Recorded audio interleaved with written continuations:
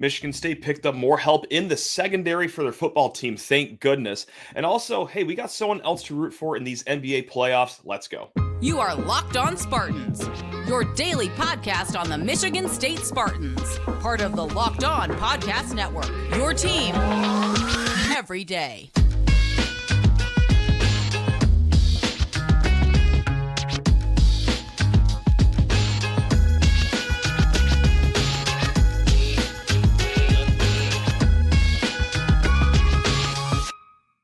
Spartan friends, Spartan family, Locked On Spartans listeners, thank you so much for tuning in to today's episode of Locked On Spartans. This episode is brought to you by FanDuel Sportsbook, official sportsbook of Locked On. Make every moment more. Visit FanDuel.com/LockedOn today to get started. Hope you all had a fantastic weekend. I know I did. Got to get out to the golf course a little bit. Got to lose all sorts of money to FanDuel at the Kentucky Derby, but you know what? God, I still had a great time doing it. That's one of my favorite sports weekends of all time, so I hope you had a great weekend as well. We're going to kick things off here with some good news for Michigan State football. You may have seen this, you may have not, but yes, there is some extra help coming to the secondary, and it comes by way of TCU. It is. That's right, cornerback Kee'Yon Stewart. All right, he's been at TCU for 4 years, and after going to the college football playoff, he said, you know what? Time for the next best thing in life, and that's coming up to East Lansing to play for the Michigan State Spartans. So what are we getting with Kee'Yon Stewart out of TCU? This is a kid that, as a true freshman at TCU back in 2019, started 6 games as a true freshman, which is pretty impressive to do. It goes without saying in the game of football to start that quickly as a true freshman, but also at the cornerback position. Also in 2020, this is where the career started to take maybe a turn in a direction that he didn't really foresee coming. Season-ending injury after playing in 5 games in that COVID season, the 2020 season. 2021, just played in 3 games and then redshirted because you can preserve your red shirt if you play in just 3 games. And then last year, during their 15-game season, he played in 13 of those games, had 14 tackles, 1 forced fumble. But also, you might remember Kee'Yon Stewart if you watch the end of the college football playoff in TCU's game against Michigan, where there was a lengthy review for a targeting call that I personally think should have been called, but they didn't call it. The game was over, could have extended the game, very well could have continued Michigan's would-be game-winning drive. You know where this is going. It was Kee'Yon Stewart that had that hit. So what is his game all about? Well, you can tell with that play. Guy plays with tenacity, all right? He plays to the whistle. He's a hard hitter, but no, really. He really does lay the wood. In his highlight tape that is on Twitter, he's got a bunch of spring practice highlights, and he does level people pretty good in that. Also, just very active with his hands in the cornerback position as well. But yeah, so again, a solid Power 5 cornerback.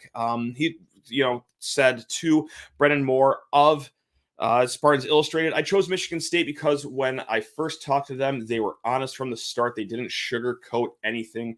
And this is where I think that the career is going to go from here for Kee'Yon Stewart. It's probably going to be a reserve role, right? Like probably going to be on that 2 deep for Michigan State. But that is something that is desperately needed here. It is defensive backfield depth, all right? And he's had a career that was kind of pretty similar, if I'm not mistaken, to Chester Kimbrah's career at Florida, where he did start early on in his career and then saw his starting role taken away from him, sought out greener pastures. Kimbrough is obviously going on year number 3 here, but that's just what we need, because right now, all right, in the cornerback room, before Kee'Yon Stewart joined, it would be Chuck Brantley, Marquis Lowry, Caleb Cooley, a true freshman Chance Rucker, Kimbrough, and then Samar Melvin. All right, so those are 6 guys. 2 of them are pretty young in Chance Rucker, Caleb Coley, and then Samar Melvin. I don't even know if he's on scholarship, quite frankly. Yeah, he's from Wisconsin. He played a little bit here and there, but this is a long way of saying that you know my thoughts on this. They're probably your thoughts, because I don't see any argument around this. That is a very thin position group for a position group that's going to be under a lot of scrutiny going into this year. Look, it's no one position group's fault for going 5-7 last year. That falls on a lot of players, a lot of coaches, and a lot of position groups. But man, even during that Peach Bowl year, it wasn't all that great. So we're going to need to see a bounce back year from the secondary. And that is helped by guys like Kee'Yon Stewart and also, a safety that Michigan State picked up not too long ago from Cincinnati, Armarion Smith. Again, these are guys I think are going to be in the 2 deep, but instead of, let's say, Lowry, okay, he has injury issues. Like Chuck Brantley, he also has injury issues. Let's say they go down. All right, it's nice to plug in a guy with Power 5 experience like Kee'Yon Stewart as opposed to just looking around the bench and being like, hey, you filling up the Gatorade bottles. You mind trying this cornerback thing? Because we don't have anyone else in this room. So this is something we've talked about every single time we talk transfer portal in the spring, is just beef up on the depth in the defensive backfield. And they've done so with Armarion Smith and Kee'Yon Stewart. Now that puts Michigan State at, I believe, 3 scholarships. We're going to use the word 3-ish scholarships available for the rest of this cycle because, again, they had a big influx of transfers come in here, roughly 15 tight ends, but I don't know who was a preferred walk-on. I don't know who's on scholarship, and a lot of people don't. So we're going to use 3-ish here. And how are they going to round out the spring transfer portal window? I know that they're courting some wide receivers. AJ Henning was attached to them, of course, played at Michigan. He is seeking out greener pastures, but it looks to be between Michigan State and Northwestern for that. I know Iowa was a name in there as well, but right now it looks like Northwestern could be in the lead a little bit for AJ Henning services. But again, a name to keep your eye on. And then also another name, Tyler Harrell. All right, this is a guy that was on campus, I believe, a week and a half ago now at this point, but speed demon receiver. And that's what Michigan State's receiver room is missing, like a straight line speed guy. And Tyler Harrell, look, he was a solid player at Louisville. So solid that Alabama wanted him, and he just transferred to Alabama. Didn't play a whole lot there because of, I believe it was foot or leg injuries throughout his short tenure there. But yeah, that would just be another great spring pickup to have. So with the 3 scholarships open, you figure they're going to keep stabbing at receiver here, and I keep going for defensive back for all I care. Again, like every other position group seems to be pretty well stocked. I think they might try to bring on another linebacker as well, a veteran linebacker per se, or God, it wouldn't be the worst thing to even have a younger guy too. I mean, get a guy with a few years on his name left. So defensive back, linebacker, and wide receiver is who I think they will go shopping for. So yeah, that's what you got there for your Michigan State Kee'Yon Stewart update. And in case you're living under a rock here, if you even care, we're going to talk about it because it's pretty important around these parts. Payton Thorne found a new home. Hope you're all sitting down for this one. Oh my God, he shocked the world. It's Auburn. That's crazy. What we've been saying, what everyone's been saying, even before his name was even in the portal. Look, good luck to him. I wish him a very healthy career down there at Auburn. They got the Iron Bowl at home this year. I've said this many a time in the last week, and I will say it at least one more time. And look, I made a reference to like this was the most obvious form of tampering maybe of all time. Right. I'm just an idiot with a microphone, right? I should have no knowledge of the happenings elsewhere in the college football world.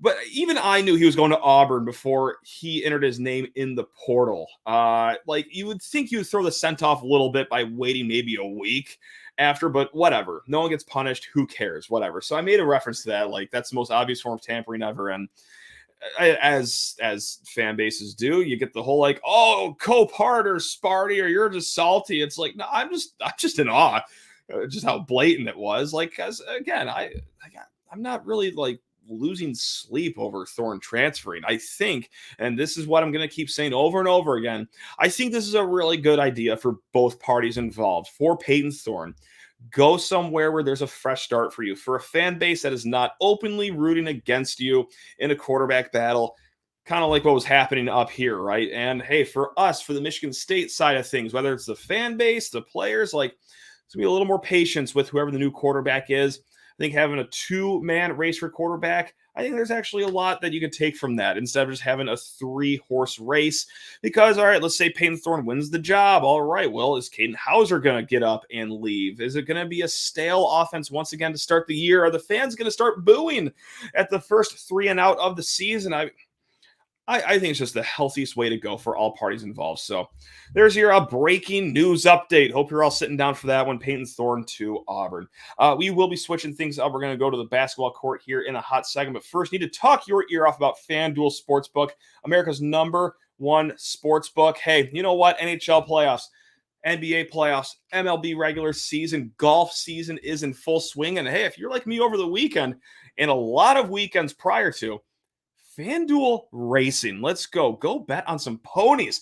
Treat yourself. No, FanDuel is the #1 sports book in America for a great reason. And well, here's one reason they're the greatest. It's because if you're a new customer, you get a no sweat first bet up to $1,000. That is $1,000 back in bonus bets. If your first bet doesn't win, there is no better place to bet all the playoff action than with FanDuel, America's #1 sports book. So visit FanDuel.com/lockedon and get a no sweat first bet up to $1,000. Again, that is FanDuel.com/lockedon. It's FanDuel, official sports betting partner of the NBA. All right, and speaking of the NBA, we got Spartans in the playoffs, right? It's very exciting. The Lakers Warriors series is just must-see television. I've been enjoying that series thoroughly. But there is another NBA player that we got to keep our eye on and just openly root for. And look, again, who am I to say how to live your life? I want everyone to be happy. Root for who you want to. Love who you want to love. I just do whatever makes you happy. Except for this. Everyone must be a James Harden fan now. All right. And believe me, I was not a Harden fan. I was not thrilled just with, how he not just play. I don't have an issue with how he played, but, maybe sometimes in the playoffs he would shrink. And it's like, oh, he's not him. Turns out you could judge a player a lot more than just how he plays in a few playoff games. And he's just been an incredible arm of support for one of the victims of the shooting that happened at Michigan State. You've probably already heard the story by now, but it is John Hao. All right. He's an international student at Michigan State, left paralyzed from the tragedy that happened back in February. And back when that happened, John is a massive James Harden fan, and James Harden caught word of this. He FaceTimed him. He gave him a pair of game-used sneakers. I'm sure a few other items, which hard stop right there. If that's all that James Harden did, my God, how can he not be a fan of the guy? Like, took time out of his life to, reach out to someone in dire need of just any form of support possible. And, he also offered him tickets to a future game.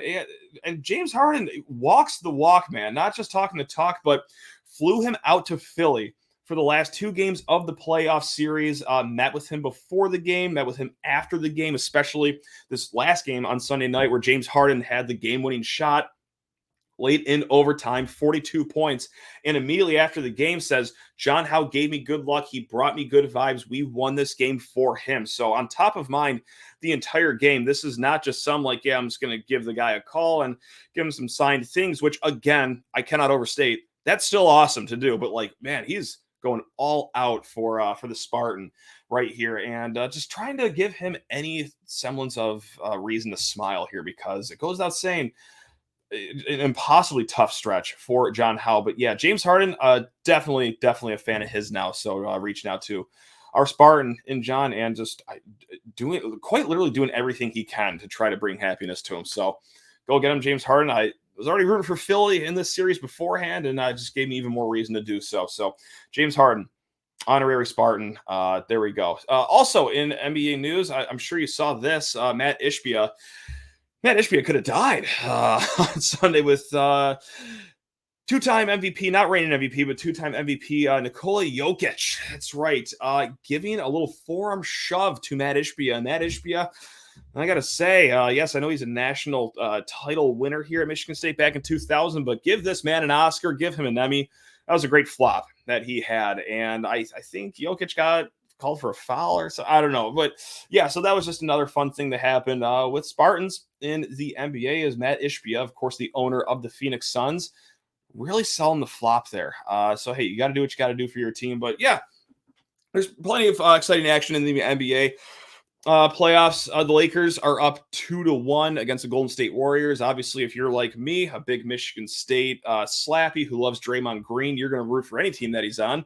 That's the Warriors. All right. Yeah, we've rooted for him for a very long time. But hey, there's another Spartan on the Lakers, Max Christie. He actually got some run during game 3, 6 minutes, 6 points on Saturday in a kind of sort of ish blowout. So it was good to see from him. And then Draymond Green, just 1 point away from a triple-double during game 2, or it might have been 1 assist. Anyway, he was 1 stat away from a triple-double in game 2. So there's your NBA Spartan update. And this was just a fun little nugget here out of the recruiting world for college basketball.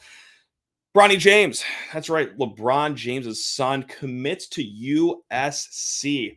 Now, what that does for Michigan State, not all that much. It is what you avoid, though. There was some hot talk that, Ohio State might be on that short list of teams that he could go to.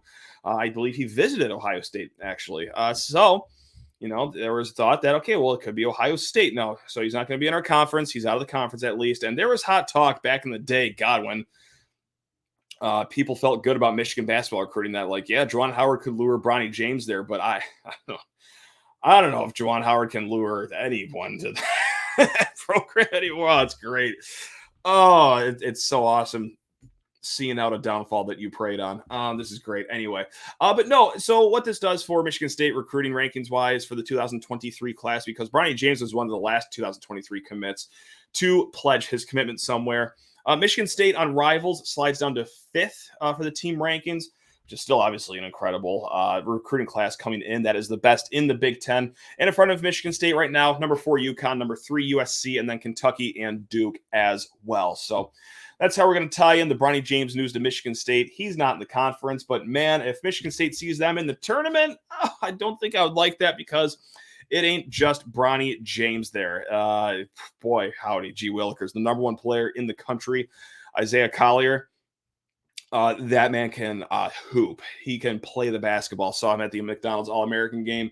Watch a few of AAU circuit clips that he's in, and this guy is he plays like a junior in college, the real deal. So I would really not like to see a opening weekend matchup against USC. Just like we did last year. So if we can just pump the brakes on that, committee, thank you very much. That'd be great. Let's get to some mailbag questions here. We got 2 to get through. One of them is from Sync Jewel, who always just delivers great questions. I've never gotten an email from Sync Jewel and see the question. It's like, I don't know if we're going to get to that. No, we always do. Sometimes it takes us some time because, man, it's been really busy here the last few weeks in East Lansing. But yes, we're going to get to this mailbag question. Thank you so much. At lockedonspartans@gmail.com, by the way. If you ever have a question, he says, "Hey, Matt, great show and analysis as always." I actually pay him to say that, so thank you, Sync. You mentioned that Booker was rated based off his ceiling. I would like to think Carr athletically might have a higher ceiling. I feel like I'm missing something really obvious here, but what's the reason of Booker being significantly higher than Carr? Now, to offer some context, this has been a few weeks since we've talked about this, but Booker, Xavier Booker, he is in the top 10 or top 15, wherever you look. And we always say, like, yes, that's a very high ranking for him. Like, I think it's going to be at least a year, I think 2 years before you really start to see that ceiling and that ranking play out. I know a lot of times we see a kid ranked in the top 10 and you immediately think, like, oh my God, he's going to score 17 points, 9 rebounds a game. Like, I really, really tamper expectations, because this is a ranking based on his ceiling. All right. Now over here, right, you have Coen Carr, who is an athletic freak. He just won another dunk contest this weekend, actually. All this kid does is just win dunk contests.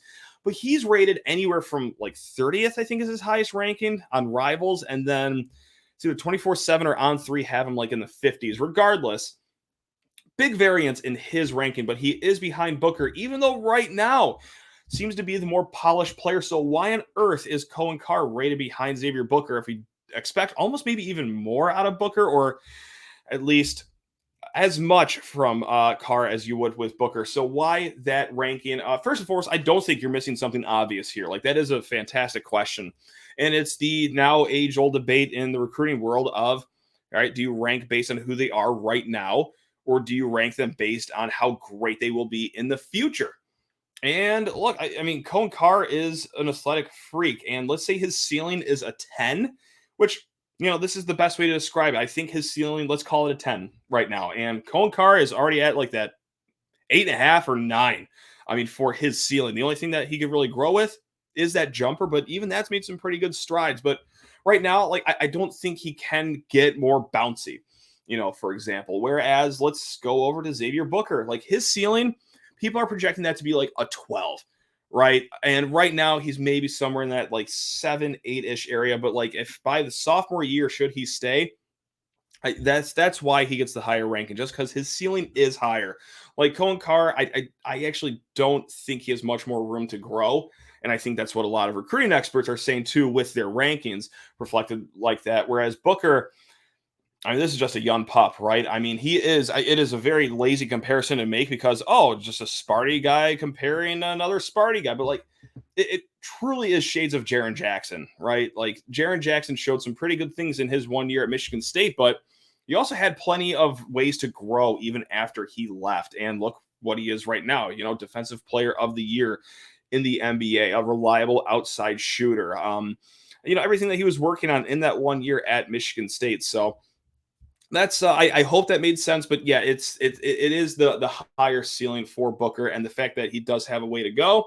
Whereas Coen, I think he already almost is at that ceiling, which is a little lower than Xavier Booker. So that's what I got for you there. I hope that made a little more sense. And we also got one other email too. This is from an unnamed listener.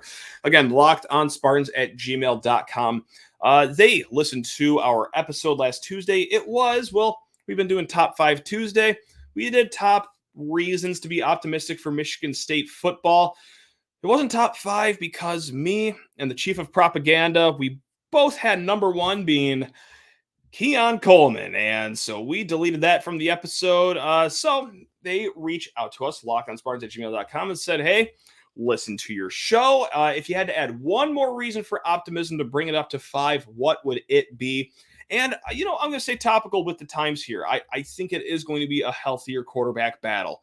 All right. I think it's going to be less distractions actually going into fall. Whereas if it was a 3-horse race, sure, it is just better to pick from 3 instead of just 2. But what happens when you do make that selection, right? Like, are you seeing Payton Hauser walk through that door, or rather walk out that door to another school in the transfer portal? Is he going to be upset that not only is he not starting in his second year, which, like, fine, whatever, but is he going to be 3rd in the pecking order, especially behind Noah Kim, who has years of eligibility left on his tab? Like, is he going to say, well, if I'm not starting this year, who's to even say I'm going to start next year if I'm the 3rd guy?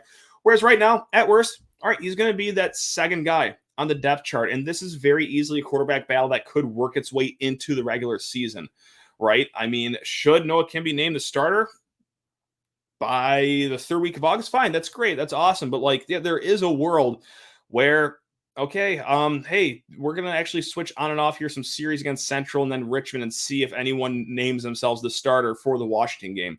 So I think it is a quarterback battle. And again, I do like we have to choose between. I don't think the drop-off between Payton Thorne and Noah Kim is going to be drastic. I don't think the drop-off between Payton Thorne or Kaden Hauser is going to be drastic. Like, Noah Kim made some pretty good plays at that spring practice. Even last year, whenever he got in the game, fearless player. Right? I mean, backup quarterbacks are supposed to be a little timid, not just try to make the moment all theirs, but Noah Kim did it whenever his number was called. And again, you get a lot of good upside with Kaden Hauser too. We've talked about it up and down, strong arms, strong legs. He can run, bigger bodied guy. So yeah, if it is Kaden Hauser, I mean, I like it in the sense that, well, okay, at least we're building for the future here. If it's Noah Kim, like it's not that big of a drop off from Payton Thorne, at least the Payton Thorne that we saw last year, quite frankly. So no, that's one reason of optimism, is that the quarterback battle, I think, is just healthy. I think it's in an okay spot. I don't think we're choosing between 2 guys that are bums. It's like, oh great, this is who we have to choose between.